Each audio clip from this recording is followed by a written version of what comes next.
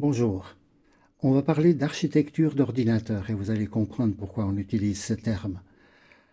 On a vu les bascules, on a vu les portes logiques, ce sont des briques avec lesquelles on peut construire des sous-ensembles, ces systèmes combinatoires et systèmes séquentiels que sont les décodeurs, les registres, les compteurs. Et maintenant, on peut assembler ces éléments préfabriqués pour construire, dans le fond, des machines informatiques. Les microprocesseurs actuels, ce sont des palais et on découvrira quelques chambres.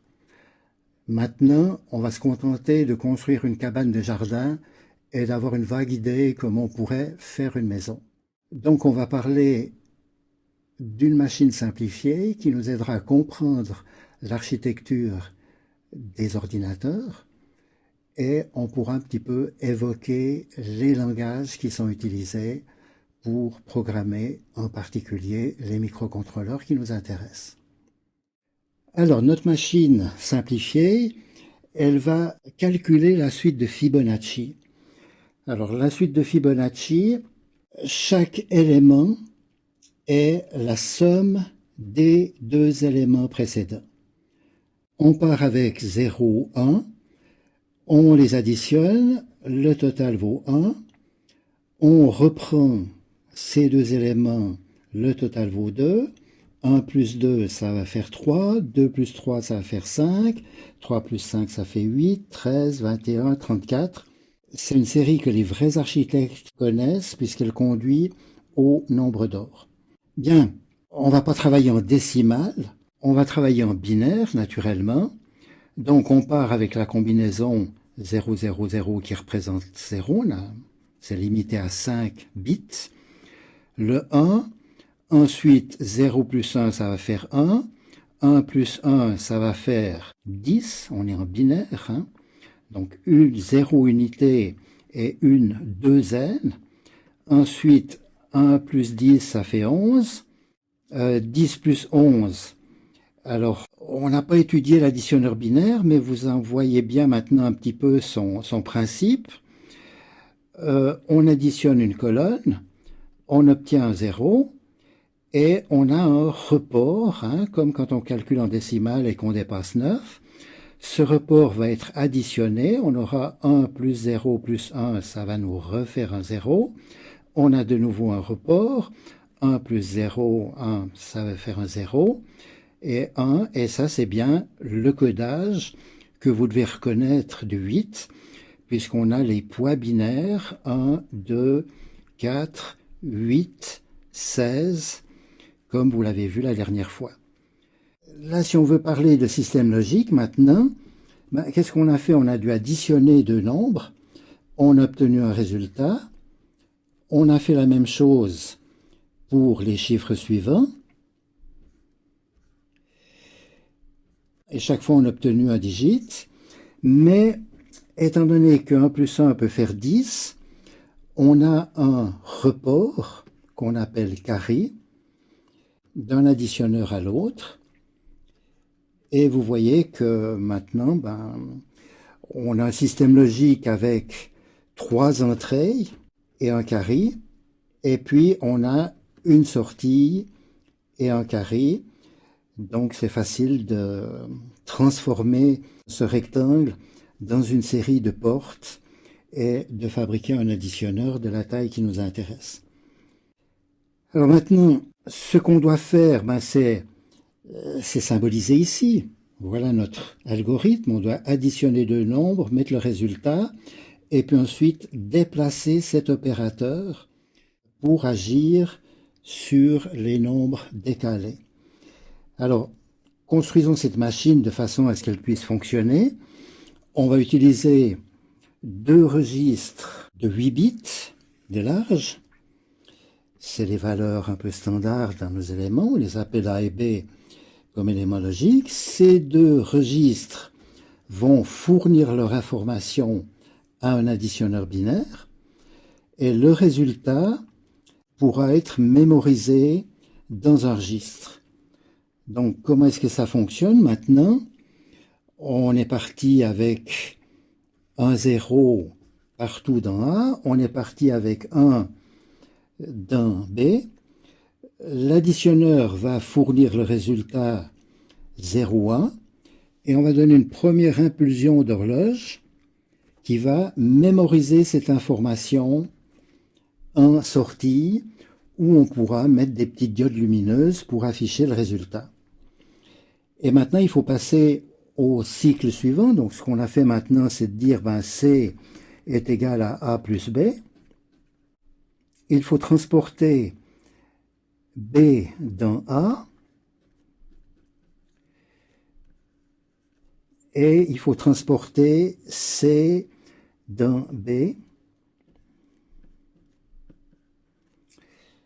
Et là, si vous remarquez le câblage, ça peut se faire simultanément au niveau de cette machine. Et puis ensuite, on va recommencer et on obtiendra les valeurs successives, dans le fond, de cette série, jusqu'à ce qu'il y ait un débordement de capacité, puisqu'ici, le maximum est de 256.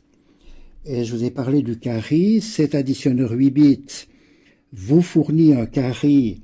Si jamais vous vouliez additionner 16 bits, il suffirait de rajouter un module. Ce carry, eh bien, on peut très bien l'utiliser pour stopper la petite machine séquentielle qui va générer les horloges alternativement. Alors maintenant, évidemment, on pourrait dire, voilà, je vais construire une autre machine pour faire les multiples de 2, je vais construire une autre machine. C'est pas tellement ce qu'on voudrait, c'est une machine universelle. Alors cette machine universelle, qu'est-ce qu'elle doit contenir? Elle doit contenir ces registres avec lesquels on va travailler. Elle doit contenir un additionneur, mais il y a des fois où on voudra soustraire, il y a des fois où on voudra faire des opérations logiques entre ces nombres. Donc c'est ce qu'on appelle une unité arithmétique et logique, ALU, Arithmetic Logic Unit en anglais. Et maintenant on doit pouvoir, typiquement pour notre algorithme, maintenant on doit pouvoir additionner A et B et renvoyer le résultat dans C. Donc ça va se faire au moyen d'un bus qui permet d'interconnecter n'importe quelle unité à n'importe quelle autre. C'est comme une gare avec des voies en parallèle et naturellement il faut commander les aiguillages qui vont permettre de transporter l'information au bon endroit. Et il faut des ordres pour positionner dans le fond ces engrenages. Alors, on va définir des mots binaires en disant, voilà, on va prendre, j'ai 3 registres, je vais prendre 2 bits pour dire quel est le registre avec lequel je vais travailler. Et puis éventuellement, on va pouvoir travailler avec 2 registres en même temps, il faut les choisir indépendamment avec des bits, 00 ça sera A, 01 ça sera B. Et puis maintenant, on va pouvoir dire, en rajoutant des bits qu'on veut additionner, etc. Toutes les opérations que l'on veut commander, eh bien, on va les transmettre à un décodeur qui va positionner les aiguillages et on va donner un ou plusieurs coups d'horloge pour que la séquence d'opérations s'effectue. Et ça, ce sera la première chose qu'on veut faire. On a dit C égale A plus B. Ce sera le code binaire que l'on va mettre ici. Et puis ensuite, la chose suivante, ça sera de faire un transfert dans une deuxième position mémoire, mais ça pourrait être une bande de papier qu'on déroule. Historiquement, on a commencé comme ça, etc. Vous voyez, on est en train de construire une séquence de mots binaires qui vont faire évoluer la machine de façon à obtenir le résultat qui nous intéresse. Donc, ces mots binaires, évidemment, sont très pénibles à mémoriser, à manipuler, à écrire. On va remplacer les mots binaires par des expressions qui sont plus explicites. On veut bouger d'un registre à un autre, mais on va utiliser move. Quelle était la première opération dans notre algorithme de Fibonacci? C'était de mettre 0 dans A, c'était de mettre 1 dans B.